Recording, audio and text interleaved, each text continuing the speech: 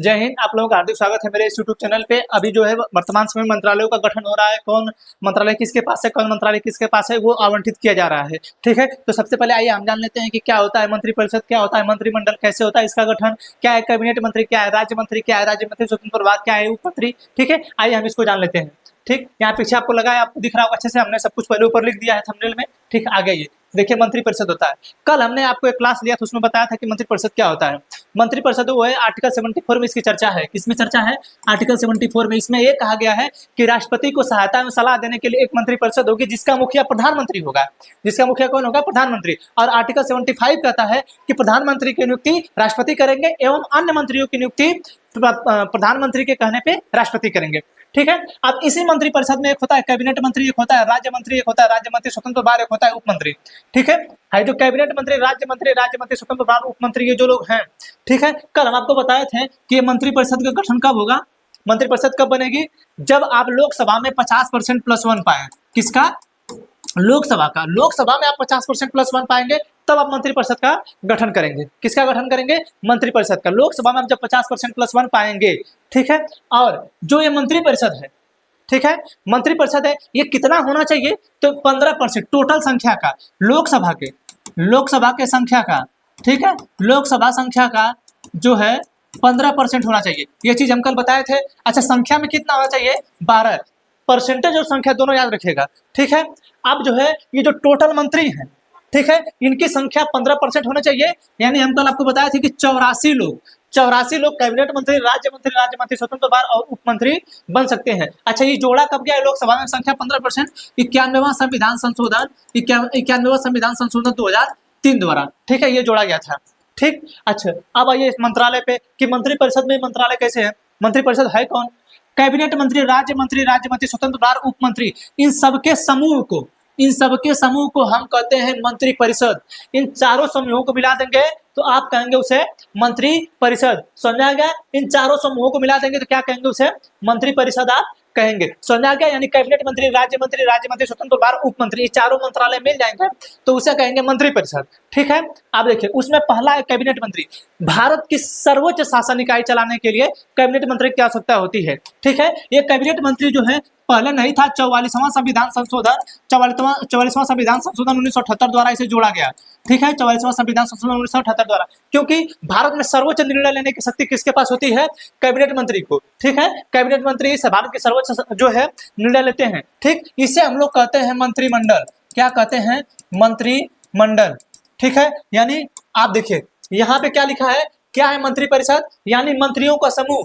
मंत्रियों का समूह क्या है? मंत्रिपरिषद है। और क्या है? मंत्रिमंडल। तो कैबिनेट जो है, जो सिर्फ कैबिनेट है, ठीक है, जो कैबिनेट है इसे हम लोग कहते हैं मंत्रिमंडल। जो सिर्फ कैबिनेट है, ध्यान रखिएगा, मंत्रिमंडल कौन है? कैबिनेट है।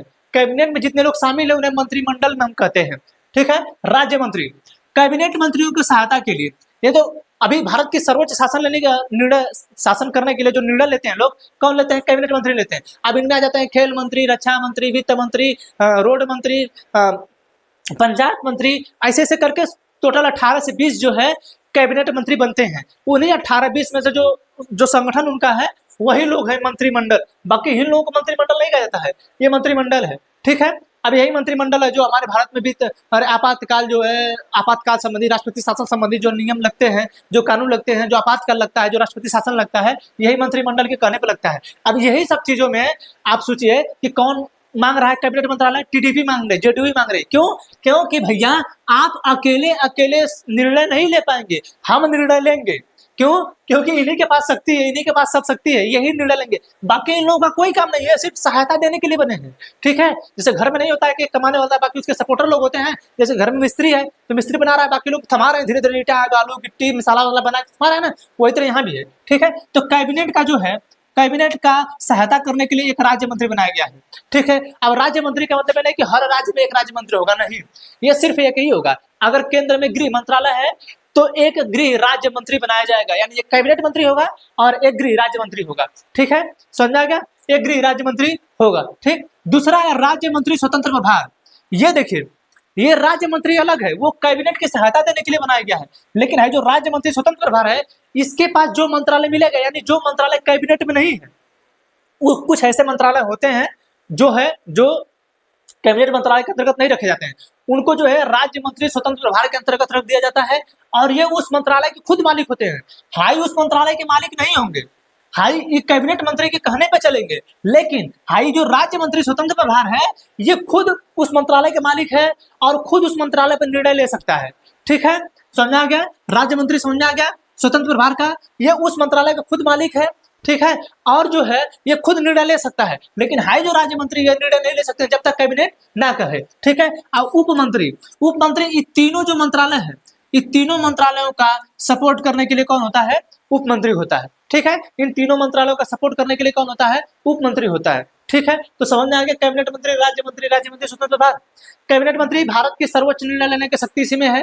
ठीक है, भारत में कोई भी निर्णय लिया जाएगा यही लेगी, उसकी सहायता देने के लिए राज्य मंत्री बनाया गया है। ठीक है, कुछ ऐसे मंत्रालय है जिनको कैबिनेट में नहीं रखा जा सकता है तो उसको जो है स्वतंत्र प्रभार के अंतर्गत रख दिया जाता है, वो उसके मंत्री जो खुद उसके मालिक होते हैं। ठीक है, राज्य मंत्री है, ठीक सॉरी उप मंत्री है, उप मंत्री इन सभी मंत्रियों को सहायता देने के लिए उप मंत्री बनाया गया है। ठीक है, अब भाई जो राज्य मंत्री से कहते हैं मैं, ठीक है, मिनिस्ट्री ऑफ स्टेट। ठीक है, यह मुझे बार बार बोला जा रहा है, मिनिस्ट्री ऑफ स्टेट। ठीक है, तो समझ आ गया। अब इन्हीं के समूह को मंत्री परिषद कहा जाता है। ठीक है, अब यही लोग जो है राष्ट्रपति को सलाह देंगे कि आप ऐसे काम करिए, अब ऐसे काम करिए। ठीक है, तो हमें आशा है कि आपको जो है कैबिनेट मंत्री, राज्य मंत्री स्वतंत्र प्रभार और उप मंत्री समझ में आया होगा। ठीक है, अब हम जो है आपको अगले वाले क्लास में बताएंगे कि किसको किसको कौन सा मंत्रालय मिला है, क्योंकि अभी मंत्रालय आवंटित किए जा रहे हैं। ठीक है, कुछ मंत्रालय ऐसे जो पुनः जो है उसी को रिवाइज कर दिया गया है, जैसे गृह मंत्री अमित शाह हैं, रक्षा मंत्री राजनाथ सिंह है, वित्त मंत्री निर्मला सीतारमण है, रोड मंत्रालय जो है परिवहन मंत्रालय कौन है? नितिन कुमार गडकरी है। ठीक है, तो जो है पुराने मंत्रालय उन्हीं के पास फिर चले गए हैं। ठीक, तो अब जो है हमें आशा है कि आपको समझ में आया होगा। मिलेंगे अन्य टॉपिक के साथ, तब तक के लिए जय हिंद।